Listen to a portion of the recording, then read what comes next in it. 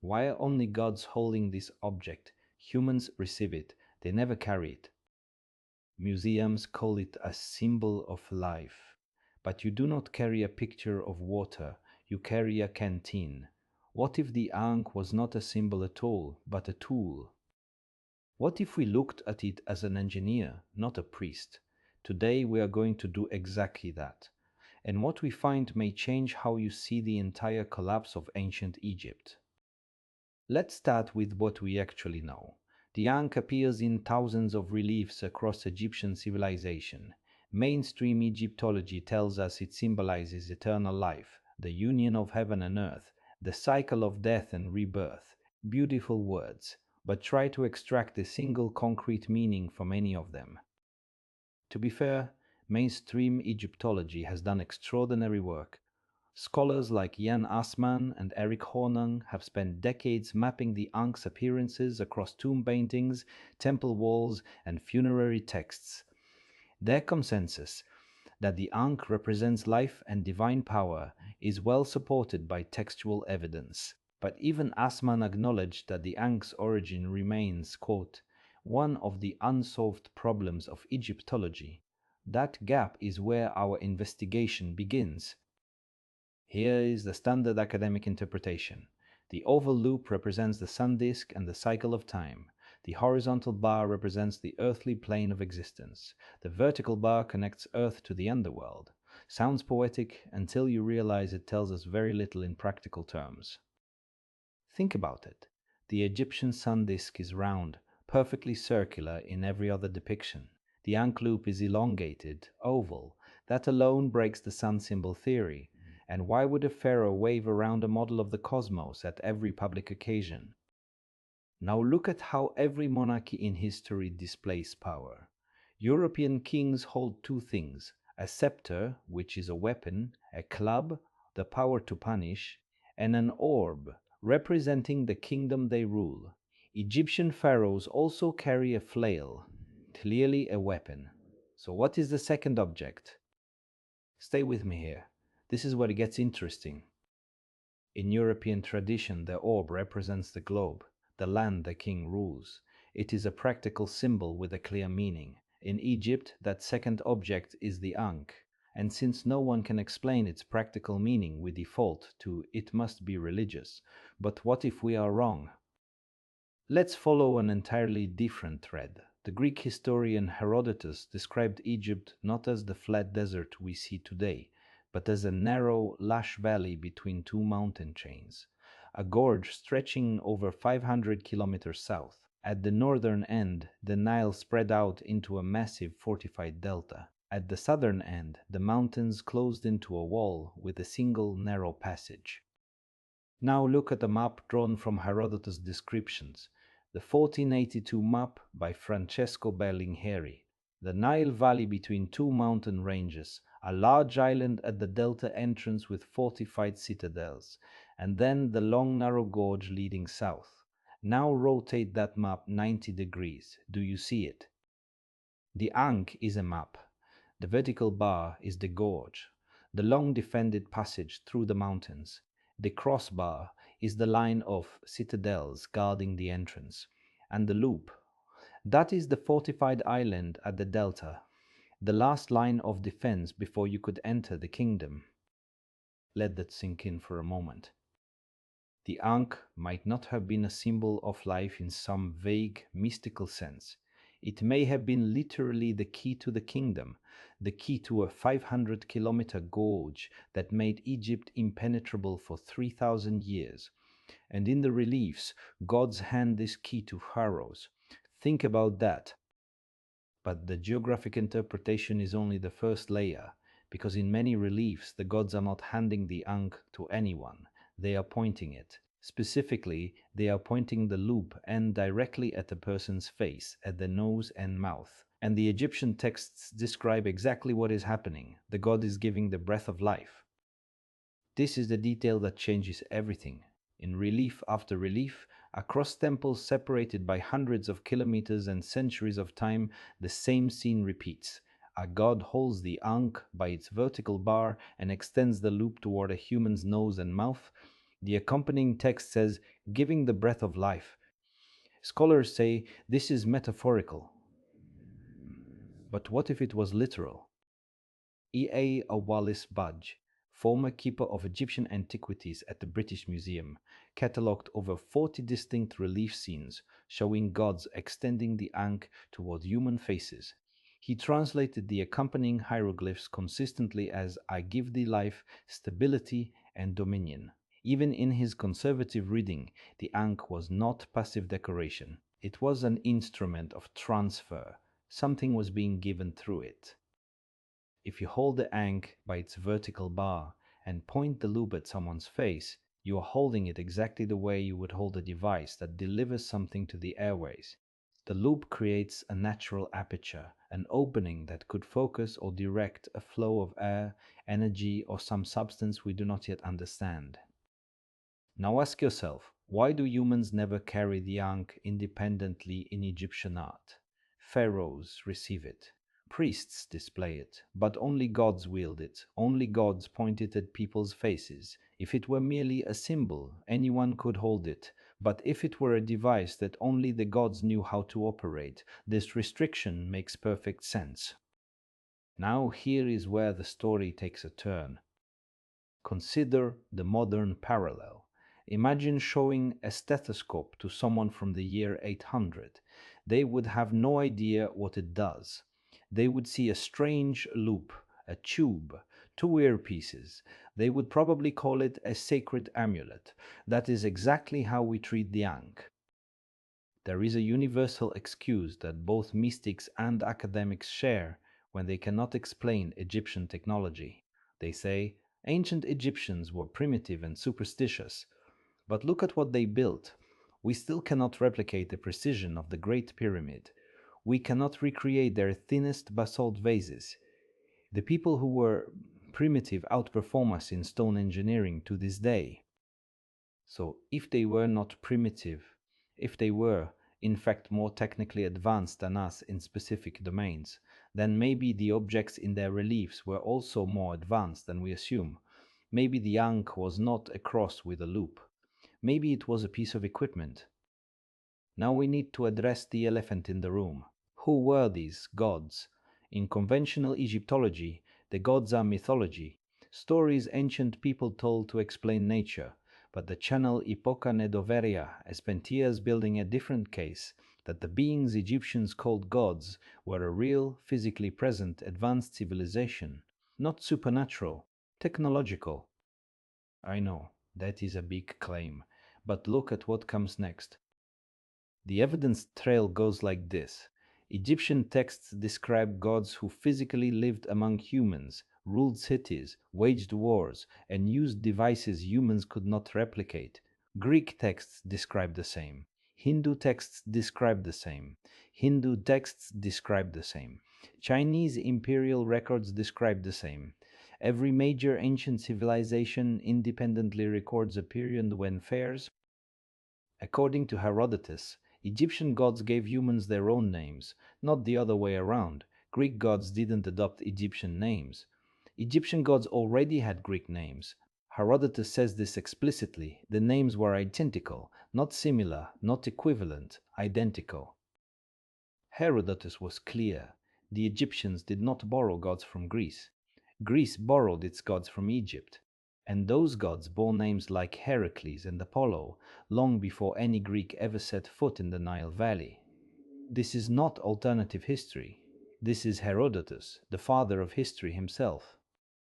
If these gods were a single advanced civilization operating across Egypt, Greece, and beyond, then it makes sense that they would carry standardized equipment. The Ankh would not be a mystical symbol unique to Egyptian religion. It would be a standard issue device, one that the gods carried as part of their operational toolkit. And the reliefs were not religious art, they were documentation. Let's go back to those reliefs where gods points the Ankh at human faces, the loop aimed at the nose and mouth. The text says, breath of life. If you are an advanced being with medical technology and you encounter a population that suffers from respiratory disease, contaminated air, or some atmospheric deficiency, what do? You build a portable breathing device. Pause on that image. A god, a device, a human breathing. This is not as far-fetched as it sounds. We know from multiple episodes that the channel has demonstrated evidence of a catastrophic atmospheric change in the ancient world. Dense pre-catastrophe atmosphere giving way to thinner, drier air. If the gods understood atmospheric science, providing purified or enriched air to humans would be a logical intervention. Think about what we know from the prehistory series. Before the catastrophe, the atmosphere was denser, dense enough to support giant animals, giant trees, an entirely different biosphere. After the catastrophe, only the Mediterranean basin retained enough atmospheric protection for civilization. Everywhere else, the air itself had changed. So here is the hypothesis in full. The Ankh may have served a dual purpose. Geographically, it represented the key to the Egyptian kingdom, the fortified gorge that protected the land of the gods. Functionally, it could have been a device, something that delivered what the texts literally describe, the breath of life, two meanings. Both practical, mysticism optional. Now let's talk about the geography, because the Anka's key theory rests on a remarkable discovery. On the 1482 Berlinghieri map, drawn from Ptolemy's even older coordinates, Egypt is not the flat open country we see today. It is a natural fortress. Two parallel mountain chains running north to south, with the Nile flowing between them. At the northern end, where the mountains stop, the Nile splits around a massive island. Two fortress cities sit on that island, the citadel of the Nile and the citadel of Heracles. Behind them, a line of citadels blocks every approach, from the coast, from the desert, from the east. This was not just a country, it was a military installation. For 3,000 years, nobody conquered Egypt, not because of superior armies, but because the geography made it physically impossible. Any invading force had to funnel through a single narrow entrance between mountain walls lined with fortresses. It was the ancient world's most perfect kill zone. 3,000 years, not one successful invasion. Think about that number. And the person who controlled the entrance to that gorge controlled access to what lay beyond. The true Egyptian kingdom. According to the old maps, the real Egypt stretched far south of where we draw its borders today, through the gorge, past the mountains, into a vast fertile land. Modern Ethiopia, Sudan, Eritrea, Djibouti, Somalia, all of this was Egypt. And beyond even that kingdom, in the deep interior of Africa, the Berlinghieri map labels a region called Agisimba Magna. The translation, Great Divine Forces, an area the size of Western Europe, completely uninhabited, marked only with the words Great Divine Forces. This is where the gods lived. So the full picture emerges. Deep in Africa, the land of the gods, advanced beings with technology humans could not understand. Surrounding it, the Egyptian kingdom, a buffer zone where gods and humans interacted, where divine technology was applied to human life. Guarding it, a 500-kilometer gorge lined with fortresses. And the symbol of all this, the Ankh, the key that gods handed to pharaohs, saying, "Guard this entrance." And here is what makes this more than theory. The same map shows something astonishing at the border between the human world and the land of the gods. A region labeled, and I am translating literally, mad Ethiopians. The people who lived closest to the gods were described as mentally unwell, as though direct contact with these beings was more than the human mind could handle. So the gods lived deep inside Africa. They operated advanced technology. They maintained a civilization that dwarfed anything humans could build. And they had a device, the Ankh, that served both as a symbol of authority over the protected gorge and as a functional tool that could deliver something vital to human beings, the breath of life. But none of this lasted, and the reason why is the real story. But this system, this arrangement between gods and humans, did not last forever. Something happened, and when it did, the consequences were absolute. Let's talk about the end of Egypt, not the slow decline the textbooks describe, but the sudden violent severance of an entire civilization from its power source. In 535 BC, the Persian Empire conquered Egypt. This date is critical. Egypt had stood unconquered for 3,000 years, and then, in a single campaign, the Persians took everything. How? The official story says betrayal. The fleet switched sides, nobles defected, Greek mercenaries turned coat, but there is more to it. Just before the Persian invasion, something unprecedented happened. Torrential rain fell on Thebes, the capital of Upper Egypt. The Egyptians considered this an omen of doom, and that seems strange. Rain should be welcome in a desert, unless the rain was not normal, unless it was part of something larger, a planetary catastrophe that was just beginning. Here is why the rain mattered militarily. The gorge that protected Egypt for 3,000 years relied on being dry. Flood the gorge with water, and the fortress citadels become useless. Defenders cannot hold choke points when the ground itself is a river.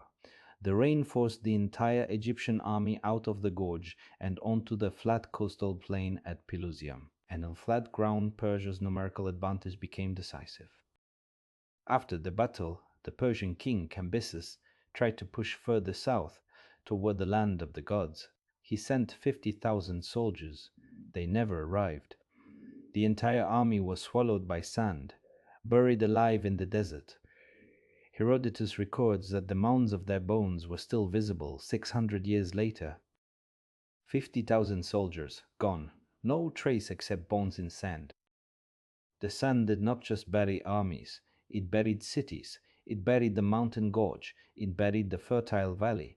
Over the following decades, the catastrophe continued. What had been a lush kingdom between mountains became the desert we see today. The mountains themselves were reduced to low ridges, their tops still visible on satellite imagery, but their gorges filled with hundreds of meters of sand. This is why Alexander the Great found no resistance when he reached Egypt just 200 years later. There was nothing left to resist. The gorge was gone. The citadels were buried. The kingdom beyond the mountains had been cut off. Alexander did not conquer Egypt. He inherited a corpse. And consider this detail from Plutarch. Before his campaign, Alexander told his generals, "If we do not do this now, others will, and nothing will remain for us." He was not describing a war of conquest. He was describing a looting operation, a race to salvage what remained of a destroyed civilization before rival powers got there first. But here is the question that matters most. When the sand buried Egypt and the catastrophe cut off the gorge, what happened to the gods? What happened to the advanced beings who lived in Agisimba Magna, the land of great divine forces? Did they die? Did they leave? Or did they simply close the door? Here is what makes these questions so powerful. The gods did not disappear from Egypt alone. They disappeared from everywhere, simultaneously. Greek mythology records a precise moment when the Olympian gods stopped intervening in human affairs. Hindu texts mark the end of direct avatar appearances on Earth. Chinese historical records note the transition from celestial emperors to human ones. Every culture on the planet tells the same story. The gods were here, and then they were not. Every culture, the same moment. That cannot be coincidence. Let's be precise. The Trojan War, which the Channel has argued was actually a conflict involving the gods themselves, marks the approximate moment of their departure from human affairs. After Troy, Greek gods become purely mythological. After the fall of Egypt, the Ankh stops being made. After the same period, Hindu avatars cease incarnating. Chinese celestial lineages end. The timing is not approximate, it is synchronized.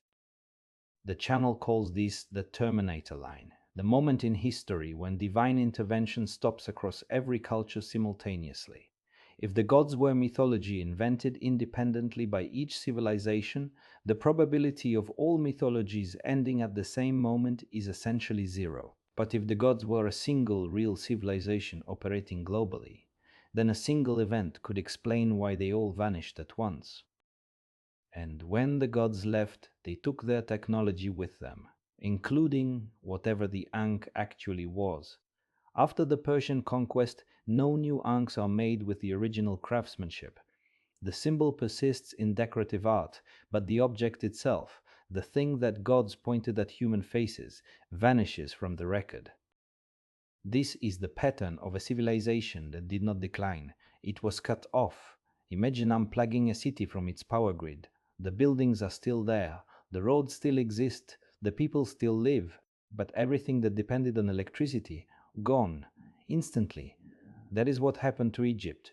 The gods were the power grid, and someone pulled the plug.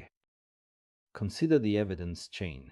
For 3,000 years, Egypt produces artifacts of impossible precision. Basalt vases thinner than eggshells, granite surfaces polished to optical flatness, structures aligned to fractions of a degree. Then, after 525 BC, the quality drops off a cliff. Not gradually, not over centuries. Within a single generation, Egypt goes from producing masterworks to producing rubble. This is not fringe speculation. Engineer Christopher Dunn, stonemason Nicholas Fairplay, and geologist Robert Schoch have all published peer-reviewed observations that Old Kingdom stonework exhibits machining tolerances impossible to achieve with copper tools. The mainstream explanation, copper chisels and sand abrasive, has never been experimentally replicated at the precision we see in the artifacts. The question is not whether advanced methods were used. The question is whose methods they were. The standard explanation is that Persia disrupted Egyptian culture, but Persia did not destroy stoneworking knowledge in Greece. Persia did not erase engineering from Mesopotamia. Persia conquered many civilizations without annihilating their technical capabilities. Only Egypt lost everything because only Egypt depended on the gods for its technology. Only Egypt. That is the detail that matters. And the Ankh tells us something else. In the reliefs where gods give the Ankh to pharaohs, the message is clear. This is yours to hold, not yours to understand. The pharaoh was a custodian, not an engineer. He guarded the gorge, he maintained the relationship with the gods, but he never built the technology himself.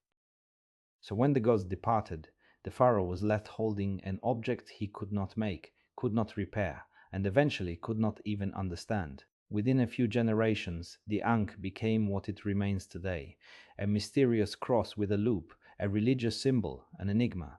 The operating manual was never shared. After 120 years of Persian rule, 6 generations, what remained of true Egyptian knowledge? Think about how quickly culture erases. The Soviet Union dissolved 30 years ago, and already its former republics have rewritten their histories. Egypt had 120 years of systematic erasure. Frescoes chiseled off, inscriptions replaced, god images recarved. Even if direct descendants of pharaohs survived the Persian occupation, they inherited the rage without knowledge. They remembered that their ancestors were great, but they had no idea how or why. The technical knowledge, the understanding of the gods' technology, was gone. All that remained was the memory that once the gods walked among them and gave them the breath of life. Then came Alexander. Then the Ptolemies, 300 years of Greek rule. Then Rome, another 650 years. Then the Arabs, then the Turks. Each wave pushed the true history further into myth. By the time Napoleon's scholars arrived in 1798, the Ankh was just a curiosity in a dead alphabet. Nobody could read. But let's return to the physical evidence one more time, because there is a detail about the Ankh reliefs that engineers notice and Egyptologists ignore. When a god points the Ankh at a human face, the human's posture changes. They tilt their head back slightly, they open their mouth. They are not worshipping, they are receiving something. The posture is medical, not devotional. Engineers see function, priests see ritual. The posture tells us which one is right. In modern medicine, when you administer inhaled therapy, the patient tilts the head back and opens the mouth. This maximizes airway access. The posture in the Egyptian reliefs is identical, not similar, identical. The human is not praying, they are receiving an administered substance through their airways, and the Ankh is the delivery device. We do not know what the Ankh delivered: purified air, enriched oxygen, some substance that extended life or improved health, maybe something we have no name for. But the engineering logic is consistent. A handheld device, a loop aperture aimed at airways, a receiving patient in medical posture, and the result described in the texts as the breath of life. And this brings us full circle. The Ankh was both things at once. It was the key to the kingdom, a geographic symbol representing the fortified gorge that protected the land of the gods. And it was a functional device, a tool that only gods could operate, delivering something essential to human life: the map and the technology, the kingdom and the power that sustained it. When the catastrophe came, the sand that buried the gorge, the floods that overwhelmed the defenses, the planetary event that reshaped North Africa, the gods retreated, whether underground to another location or somewhere else entirely. They closed the door. And when they did, both functions of the Ankh became irrelevant. The gorge was gone. The device was inoperative. The key had no lock left to open. Today, that land of the gods, Aegissima Magna, is one of the most uninhabited places on Earth. Millions of square kilometers of lush jungle from Uganda to Cameroon, from Congo to the Central African Republic, almost entirely designated as national parks and nature preserves. Rich land, empty of people, guarded by private military companies. Why? The same area that the 1482 map labeled Great Divine Forces remains, 5 centuries later mysteriously off-limits to human settlement, the richest land in Africa uninhabited. If the gods built infrastructure there, underground bases, as the channel's research suggests, it would still be there, under the jungle, under the preserved boundaries, under the military perimeters. The richest land in Africa, and nobody lives there. Ask yourself why. And the modern descendants of the Nile Valley civilizations, they build in Cairo, a city constructed in 9770 AD, just 20 kilometers from ancient Memphis. But Memphis itself was too destroyed to inhabit. Its pyramid casing stones were stripped and dragged to build the new city. Not because the Arabs wanted decoration, but because there was nothing left of the old city to live in. Let's assemble the timeline. 3,000 years of unbroken civilization, protected by an impregnable gorge, sustained by contact with advanced beings called gods. Then a planetary catastrophe. Rain floods the gorge, sand buries the valley. The gods retreat, Persia conquers the weakened remnant. Within 2 centuries, all knowledge is lost. Within 5 centuries, nobody remembers what the Ankh was for. And remember, this is not just Egypt's story. At the same moment across the entire planet, the same thing happened. The gods of every civilization went silent. The Olympians withdrew. Vishnu's avatar stopped incarnating. The Jade Emperor became a story instead of a ruler. The Terminator line swept across all of human history simultaneously. The Nubians who lived closest to the land of the gods had a name for the city at the gorge's southern entrance. Deep. It means fortress, palace, and they called it that because it was the last human checkpoint before the divine territory, the last place where a human could stand and still be in the world of men. One step further, and you entered something else entirely. And beyond Deep lay the Nubians' pyramids, not the flat-topped structures of Giza, but sharp-pointed obelisk-like pyramids with interiors so rich that when Giuseppe Fellini cracked open 40 of them in 1834, the gold inside was so finely crafted that no European dealer believed it could come from Africa. It took years before anyone would buy the artifacts. The basalt quarries of Aksum are there too, the source of the stone used in Giza's smallest pyramid's casing, and the 30-meter basalt stels carved with precision along their entire length. When Italy tried to take one to the Vatican, they had to cut it into 3 pieces and ship it on separate vessels. Reinstalling it in the 21st century required modern cranes. The original builders put it up in one piece. 30 meters, one piece, no cranes. Let that register. This was not human engineering, not at that scale, not with that precision, not with stone that hard. This was the God's work, the same beings who carried the Ankh, who administered the breath of life, who built the infrastructure of a civilization that lasted 3,000 years without a single successful invasion.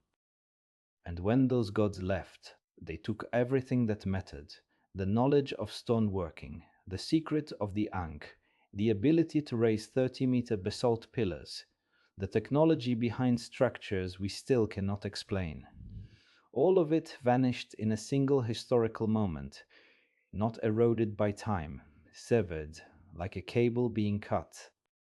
So here is what we are left with: a cross with a loop on top, sitting in museum cases around the world, labeled symbol of eternal life. But look at it the way an engineer would, and the label falls apart. The shape matches the geography of Egypt's most critical defense. The usage matches a handheld medical device. The restriction to gods only matches proprietary technology. And the timing of its disappearance matches the moment all gods vanished from every culture on earth. Egypt did not decline. Decline is slow. Decline leaves a trail of gradually worsening quality. What happened to Egypt was amputation.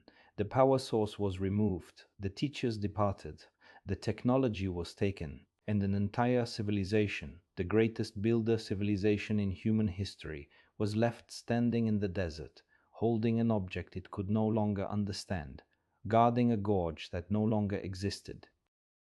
The Ankh might not be a mystery because we lack information. It might be a mystery because we are looking at it from only one angle. We see a religious symbol because we assume ancient people were religious. But their buildings prove they were engineers. Their reliefs show standardized procedures. Their texts describe literal events in literal language. Maybe it is time we took them at their word. The gods gave the breath of life. And when the gods left,